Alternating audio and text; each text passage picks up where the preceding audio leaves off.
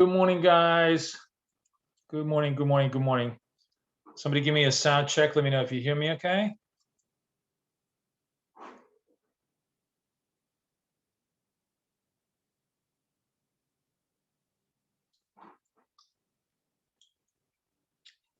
Testing 1, 2, 3. Sound is good? Okay.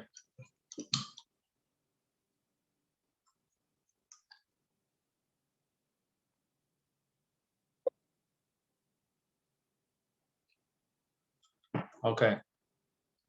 Hey, Cheryl. Good morning, Crossy. So, opening up on a very quiet day today. I'm afraid we might have a very, very quiet day today again because it's FOMC day, and there's just literally nothing going on until the Fed speaks. And I think we're seeing that kind of a very, very lackluster trade today.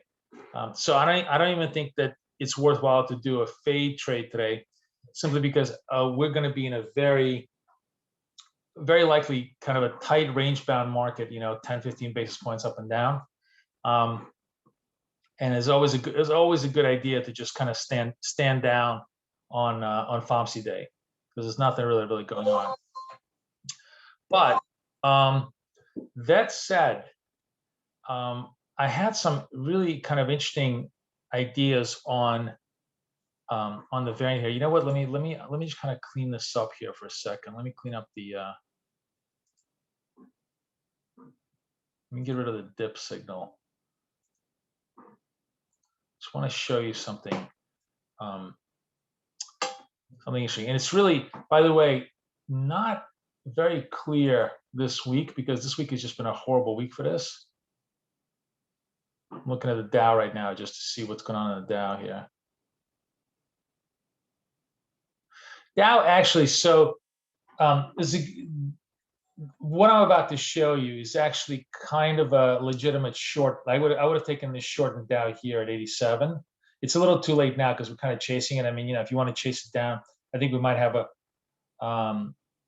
10 more points, to the downside here. Yeah, it's good. So, if you chased it down, you still made money on it. But I want to show you kind of an interesting new idea with the old tool set that we can use really much more like on a proprietary basis. And I think in order to do this, I wonder if I can, let me see if I can make it thicker. Hang on, I don't know if I can do this. Style. Fast EMA. Line. Oops, sorry. I want to just make it a little thicker so maybe you guys can see what I'm talking about. Let's go like this.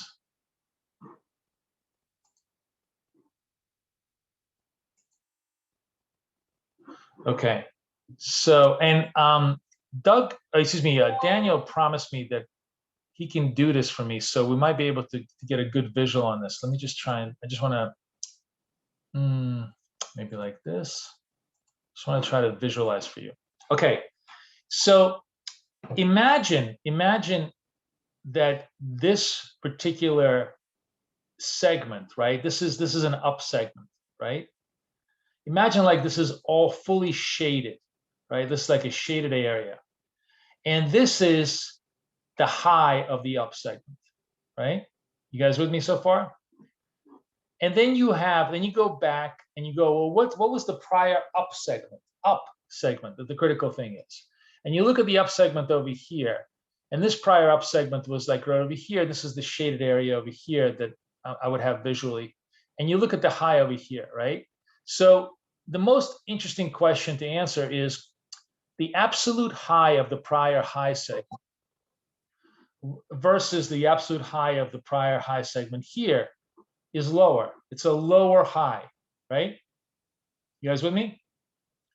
So if you get a lower high followed by a break, like a break signal, that's a high probability short signal, right?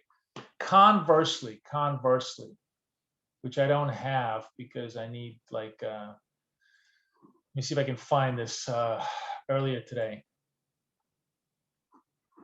So we don't have this over here.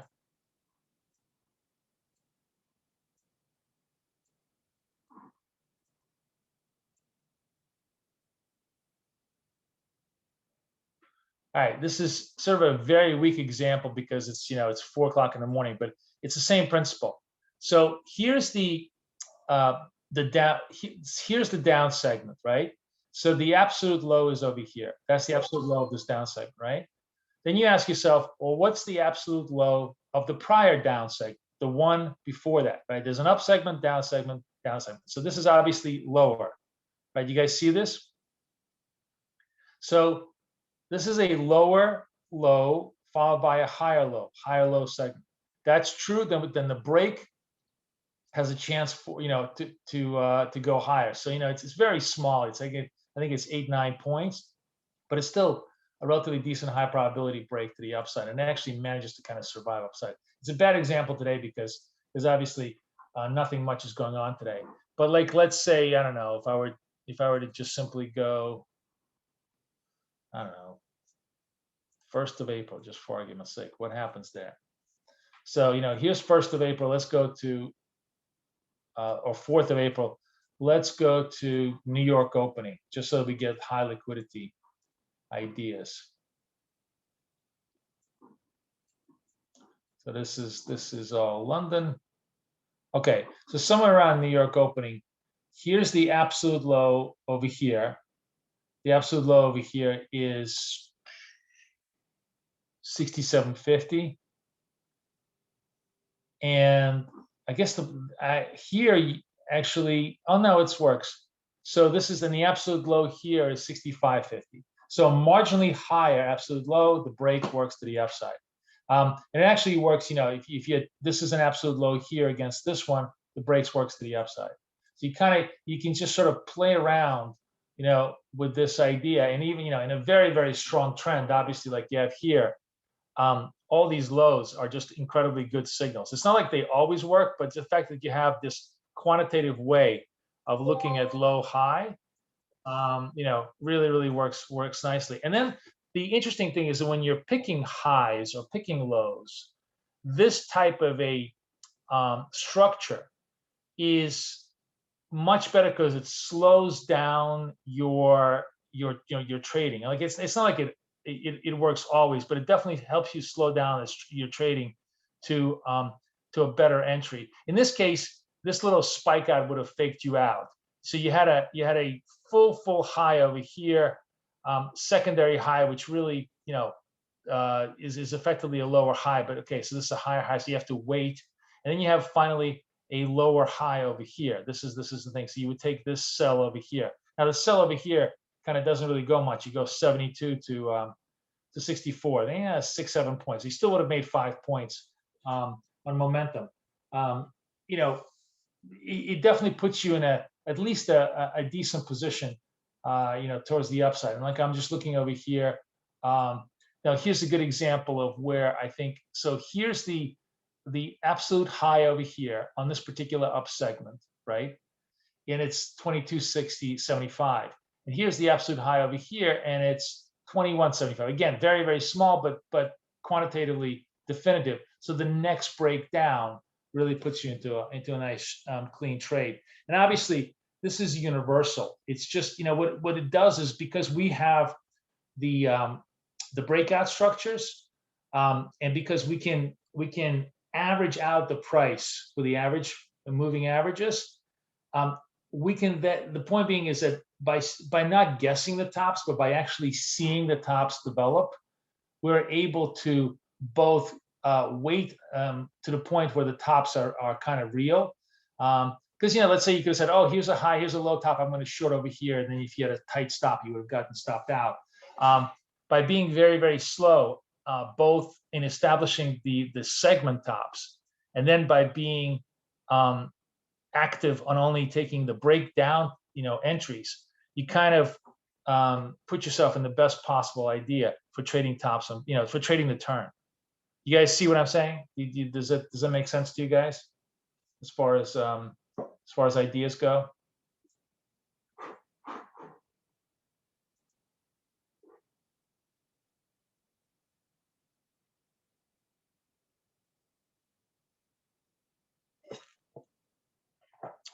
So you know, we are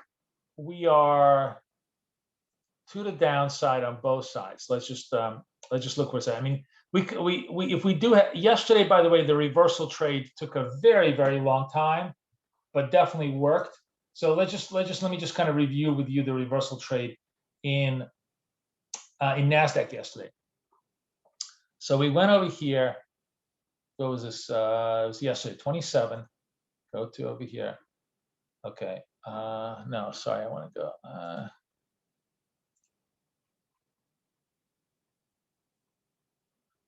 Let's go to market open yesterday.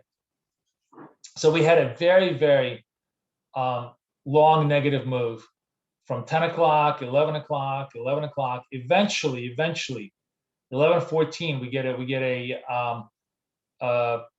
upside break signal, strong break. If you took this at 52s, right, went against you. Well, you had a 20 point. You have to have a 20-point stop. It was definitely, you know, you needed that breathing space because you came in at 52.75. What was the high here? 50. Yeah, you need that breathing stop, but eventually, you crawl back up and, you know, trade it higher. You just, you know, I don't think you can trade Nasdaq with anything but a 20-point stop to give yourself the proper breathing room. But the point being is that turned around. You know, that turned around for you, and it definitely worked. And I think the Dow did the same thing. Let's see what the Dow was. The Dow was negative, and you know, if you took this the breakout here, remember you have like a 40-point stop on this thing. So it's 33,834, 25, 37. What was this? 24. So it's still, you're still surviving the stop, and then it eventually goes to 44. You would have made money. So oh no, I'm sorry. God, I'm looking. God, forgive me. I'm looking at the wrong thing. Okay, sorry. This is the opening bell, negative. Yeah, it took a long time in the Dow for the Dow to the Dow signal wasn't until noon, 11:53, and here it was a much cleaner signal. So that pattern absolutely works. It just sometimes takes an enormous amount of patience to let it play out. But the reversal pattern definitely worked. Right now, obviously, the reversal pattern is again still to the upside. Today could be very problematic because it's Fed day, but you know, we're still gonna if it shows up and if it truly proves itself a breakout, then we definitely have to consider it as a trade. So you know, for now though, nothing is going on. It's, you know, they're all kind of down, you know, putzing around, doing nothing.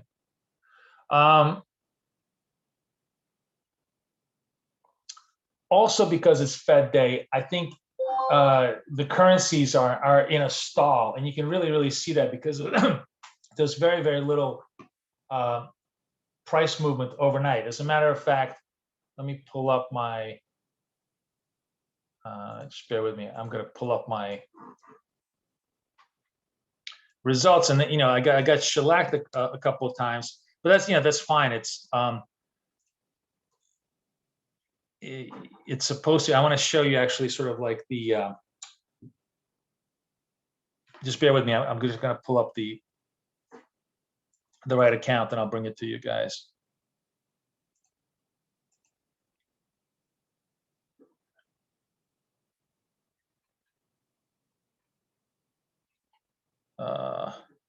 Why is this?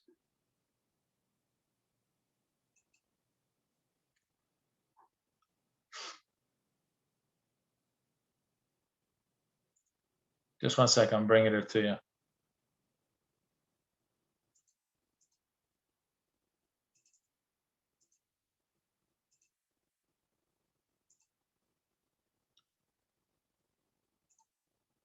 Okay, this is from last week's data. So I'm already building up a halfway decent database, just a database of trades, so you get a good idea of the results. We're going to go into history, so you can see this week it's pretty problematic. You have, like, you know, 20 point, and remember we pretty much agreed that it should be a 15-point stop, but we're keeping it at 20 just to gather more data just to be sure that 15 is all you need as a stop. But basically, you have like 1, 2, 3, 4, 5, 6 losers. So it's 14 out of 6 on this 20 segment. But on the other hand, the other 20 segment, which was much cleaner, was only 19 out of 20, and then there was also a little bit more over here, like about 4 more trades. You go, one more trade. Sorry, one more trade.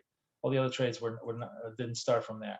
So the point being is that, so like let's say it was 33 out of 40. That's still above break even at a 520, but definitely well above break even at 515 on a basis. But now I lost my train of thought. What do I say? Oh, the like remember I said to you, I'm playing the Asia against the Asia signal in Aussie and Kiwi. Remember I said the Aussie and Kiwi. If you go to Aussie and Kiwi last night, they clearly opened as down break. The 8 o'clock at last night's trade opened up as a down break, right? Because this is the 8 o'clock at night last night. Where am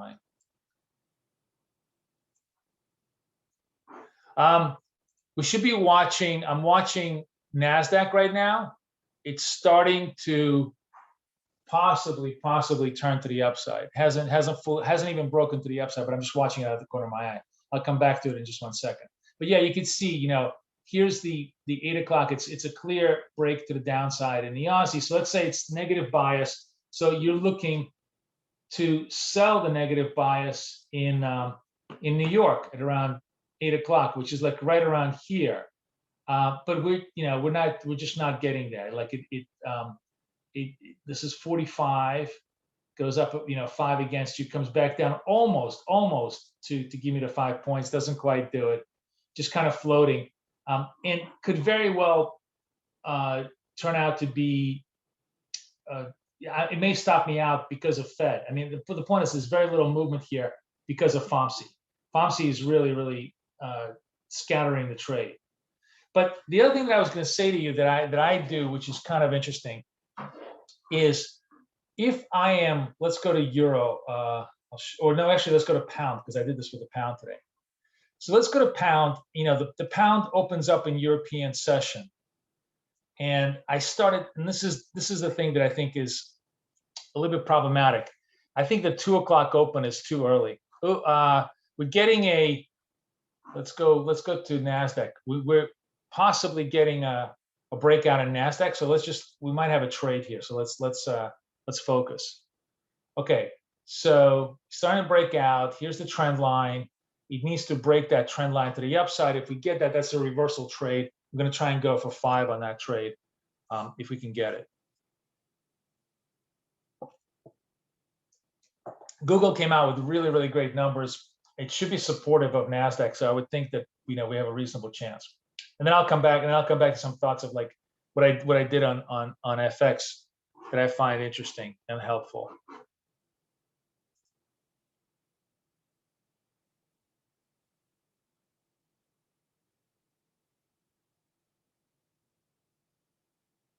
On 22 seconds, just kind of poking.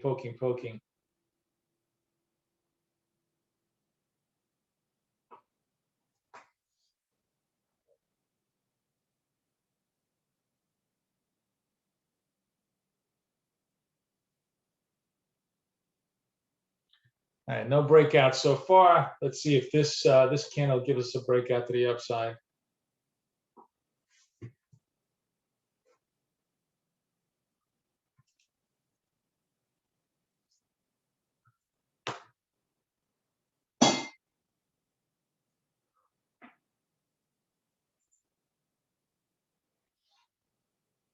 Nothing on the Russell or the Dow right now, so no real trades there.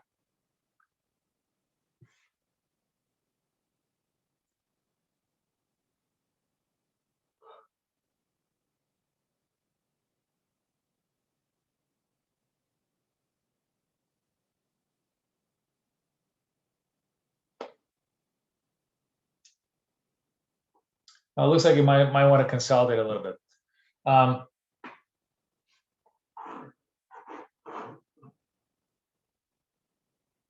right, if it breaks out, I'll let you know because I'm watching it on my other screen as well. So we're looking to take out, what is that? 47.25 on the futures, whatever that is on the CFDs. You guys make the adjustment. It's got to close through that, which is a big overhead pretty much for the overnight session. So it's really got to run it.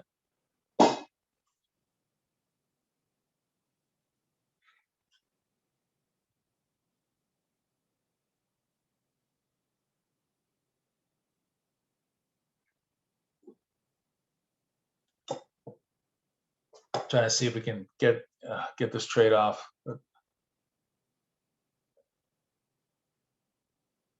You just have to be we'll just have to be patient. So let me, while this is putzing around, let me just take you to the pound trade and kind of show you what happened here. So one thing I think is that the 2 o'clock opening just may be a little too early. It's always a matter of art versus science here, because I'm not, sometimes 3 is a little too late, sometimes 2 is too early. But I think generally, if you're going to fall, I guess if I'm gonna err on the on one time, I'd rather be later than earlier. So probably I think I'm going to reconfigure myself to a 3 o'clock opening rotation entry, in which case it would have been a very, very clean trade straight up. But in this case, it stopped you out. But then what happened is, even though it stopped you out, I go back into the trade. If I get stopped out and then I get a second breakout signal, I'll take that signal, because generally that tends to be a very high probability trade, for the 5 points to the upside. I mean, it's very, very rare. Like if this fails, I don't know, 1 out of 5 days, this probably is going to fail maybe only 1 out of 10 days, right? It's a very low probability that it's going to fail. Maybe even only like 1 out of 15 days. So well, you can, depending how you trade, if you trade very small, you can just kind of double up and then kind of wipe out most of the losses here. If you trade big, you just trade 1 for 1 in ratios, and then you're minimizing your loss on this particular pair from like -15 to just -10 for that particular day.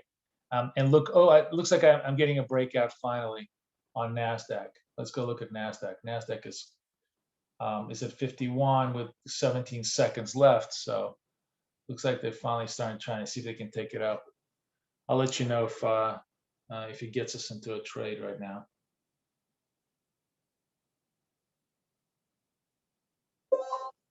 All right, in trade. I'm looking for 58 on the NASDAQ. We'll see if we can move the needle on this.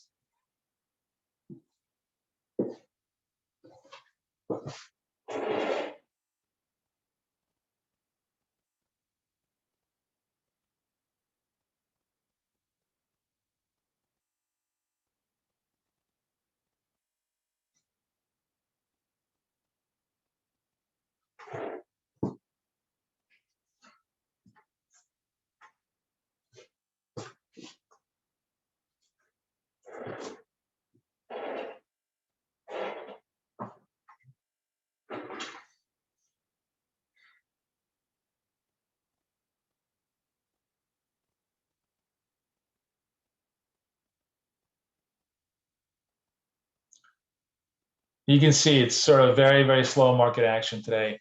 Not a lot of follow through. Not a lot of activity. Just have to be patient. It's either going to work or not. But you got to just give this thing a breathing space. So while it's doing its thing, let's go back and just sort of, so you see how the pound, the pound trade had a second breakout, but you see the same kind of a pattern on the euro as well. So euro early kind of just had that fake move to the upside. It would have gotten stopped out if you took the 3 o'clock signal or even the 3:30 signal. Both of those would have TP'd you. So the point being is that if you get stopped on the first trade, you can take one more trade, and I think you have a reasonable chance to to do okay with that. Um, if you guys want to take the trade here, oh, I'm done. Finally, Jesus, what a boring move. Okay, so this hit 58, so this actually is +5, and actually goes for a little higher. So good. So the reversal trade in Nasdaq works again. Hopefully, any of you guys bank this? Any of you trade this with me? Good job. Yeah, yeah. So and that's it. Now I go back to sleep. That's literally how exciting it's been in the Nasdaq space. But my I kind of just going back to session trades, to home team bias trades. Don't quit on them. You don't necessarily, if you get stopped out on one, give yourself the chance to do the second one, right? And that's a way to just build pipages. Because even if you have, first of all, what I do is I kind of wash those out. Oh, look at it, now we're finally starting to run. And there was, I had feeling that we should be running because Google was so strong. It really, really deserved a fundamental push. I mean, when we had a fundamental, back at our thing, the breakout was definitely a good idea. But my point is, remember, you're doing like 8-9 trades a day. Even if one or two of them fails, and you can just erase them, meaning like you just bring them back to 0 or like -5, -10, your cumulative positive grows. Even if you grow like at 10 pips a day, you're growing positive on the home team bias setup. And if you're having good nights where you're just hitting everything properly, you could be +7, +8. One thing I totally forgot actually to trade today. Because I was focused on this whole Aussie Kiwi thing. I totally forgot to trade Canada. Let's see how Canada would have been. So Canada would have been very good for us. Either way, if we remember, I like starting Canada around 6 o'clock. So here's the negative Canada break here. That would have been an easy 5-10 points. So that was pretty good. I should have taken that trade. Now I'm kind of a little bit annoyed because I missed the entry. So if you were to sort of counting today, yen worked. Euro is still actually floating. I still don't, because I'm like late. But euro worked in a second trade. Pound worked in the second trade. Euro yen and pound yen both worked the first time around. And Kiwi Aussie are actually they're going against me right now because I was trading to the downside, and I took the sell signals over here, the kind of 8 o'clock, 9 o'clock sell signals, and so far it's gone against me because obviously the risk is positive right now. But I generally did not have very good feelings on Kiwi Aussie because of Fed Day as it's going, and maybe honestly I keep thinking that like I'm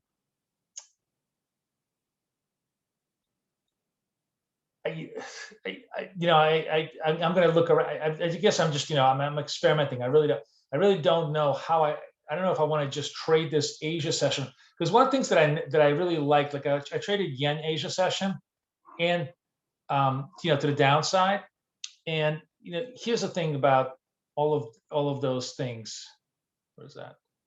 It's this 427. Like 8 o'clock at night.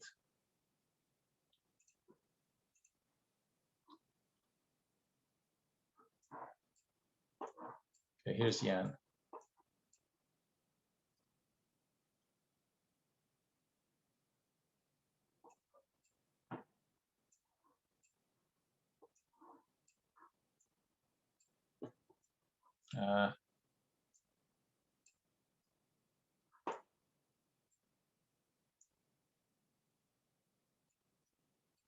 So yen didn't give you a sell signal till like 10 o'clock at night. It was a small sell signal, but it got you done. You came in 88. You came down to 80. You made your pippages, and and that was it. Um, and I wonder if I with the Aussie and the Kiwi, if I should stop, fooling around with the Asia to European. The hard part is, um, if the second trade has to be manually put on, right? Uh, unless actually, I just realized something. Unless in the algo we could no. The problem is that you don't want to do a if you're winning on the first trade, you just want to stop. You don't want to do a 2-trade cycle. So I think you'd have to just simply, if you're trading this kind of a open session trade, you either just not trade Asia, or if you're around Asia and you're trading Aussie. For example, like Aussie had a big down decline here off news, and Aussie almost always reverses news. Like I didn't even think about this. I should have just simply waited for the strong break in the Aussie, because we want to trade positive Aussie, and that would have been a super easy trade here. That would have just simply, I could have just simply had a long only bias on the Aussie, and it would have triggered for me normally, this way, straight up. Also, that's, by the way, this is actually a very good point, that I want to make. That when you know that there is news on the pair, because there was news in the Australian calendar, you never ever want to trade until the news passes, right? So obviously, if it's RBA, you don't even want to trade the Aussie session until the RBA. But there was, I forgot what the news was yesterday, on the calendar. We can go look.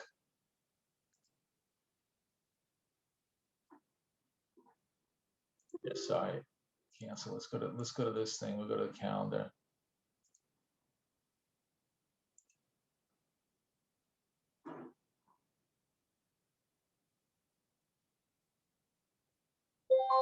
Was it BOJ? I don't even know. What was it? Tuesday night. It was Tuesday. Oh no, it was CPI. See, big news, big news, right?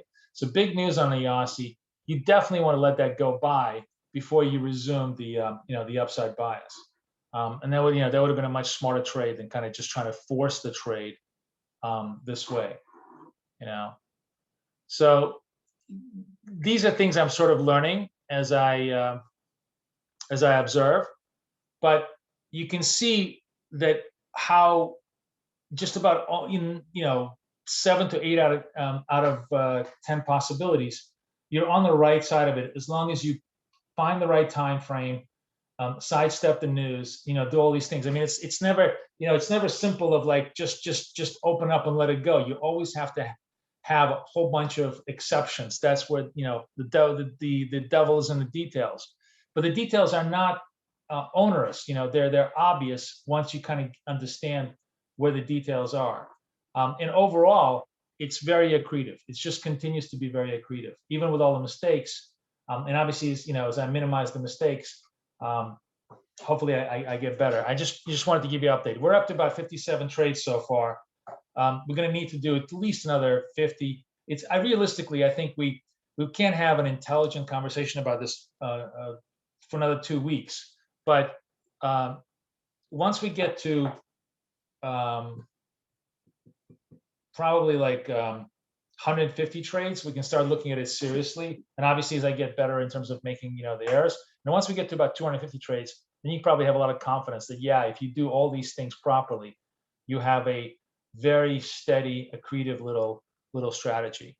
I don't know if any of you guys have traded this yourselves, but I find it really interesting, kind of valuable to trade. I'm looking to see if the Dow is starting to turn. If we're going to get a signal of the Dow. So far, nothing. What about no, nothing here either. So the only true signal we had was a Nasdaq, and that worked nicely. So what's up with you guys? Anything else on your mind? What are you guys doing? Anybody trading the home team bias ideas?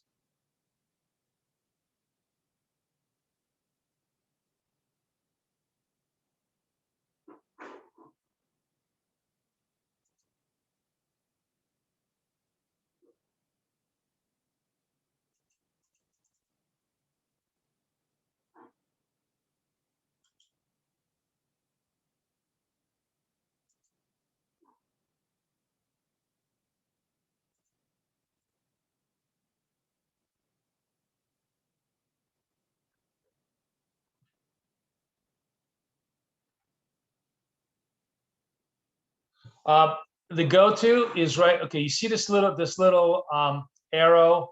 See this? It's also Alt G. Maha, you see that? You click on this, you get the calendar, and then you can pick a date, and you can pick a time, right? And then it'll take you to that date and time. So if I wanted to go 2100 hours, this is obviously my hours, New York hours, 14th of April, on Russell. That's where I'm at. See, it just puts me over here. You feeling me? You feeling me, Maha? As we say in New York. Okay. So I don't trade dollar Swiss because I hate it. The home team bias, by its very implication, means you're positive the currency whose opening it is. So I'm always positive euro, always positive pound, always positive euro yen, always positive pound yen, always positive Aussie, always positive Kiwi, always negative dollar CAD, and always negative dollar yen. So like I want to be long yen, long CAD, long yen in Tokyo, long CAD in North America, Toronto, and long euro, long pound into the things. Does that make sense, Karen?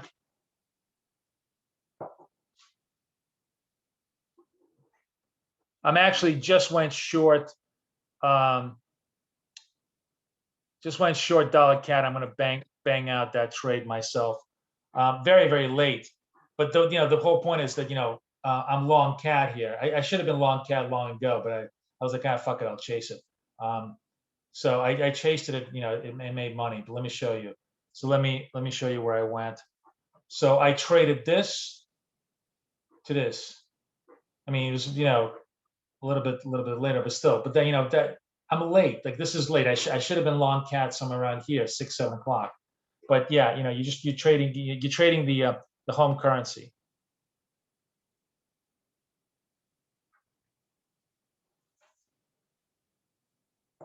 And it's actually really breaking down even more. So it's kind of cool. Then there is lots of very nuanced things about this that I don't really want to talk about, because right now I'm just trying to get the wins and the losses more or less organized. But CAD pips are different from dollar pips. So if you really want to be true, you got to trade. You got to trade 11 yens for every 10 euros. Because euro and pound are going to be euro, pound, Aussie, Kiwi going to be dollar denominated. So if dollar is the one basis, then caddy is I think you got to go 1-3. You got to trade 13 for every 10, 13 cads for every 10 Aussies or 10 pounds you trade, that kind of stuff, just so you can equalize on a return basis. But those are tiny little details which you get to once you really get comfortable with the P&L, the broad P&L. Then do you go with do you trade raw spreads? Do you trade full spreads? In other words, do you pay commission? Do you not pay commission? Those are all questions you can just explore later on. But it all works out. I was even thinking that everybody here should have an account with Justin. This thing is it's pretty high frequency. You're effectively going to do 200 trades a month on this thing, and it's very, very low volatility.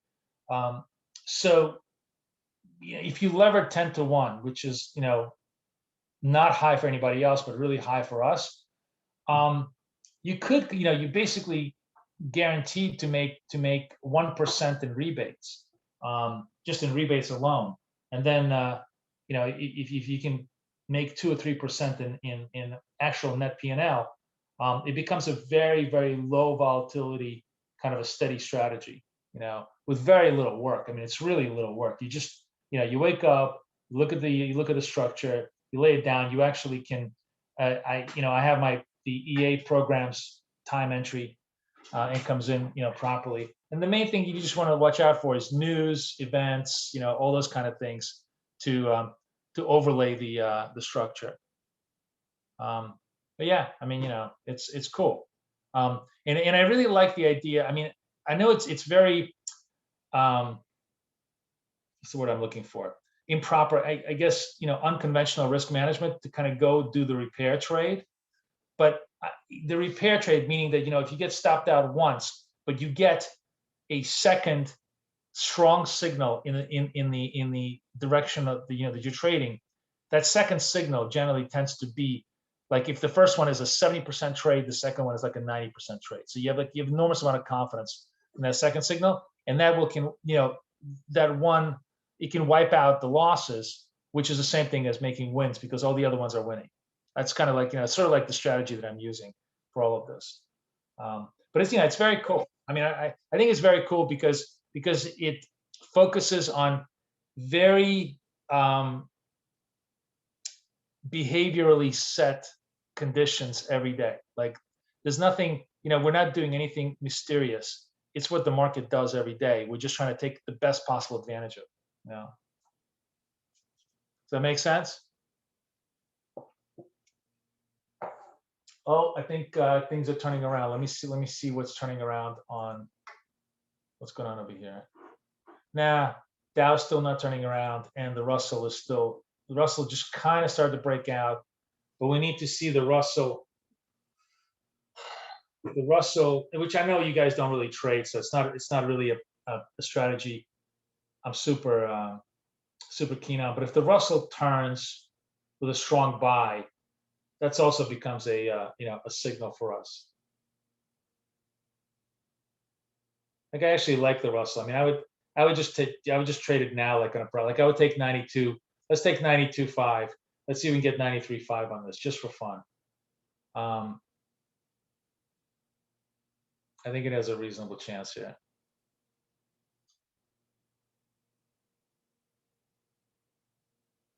Yeah, I'll let it go.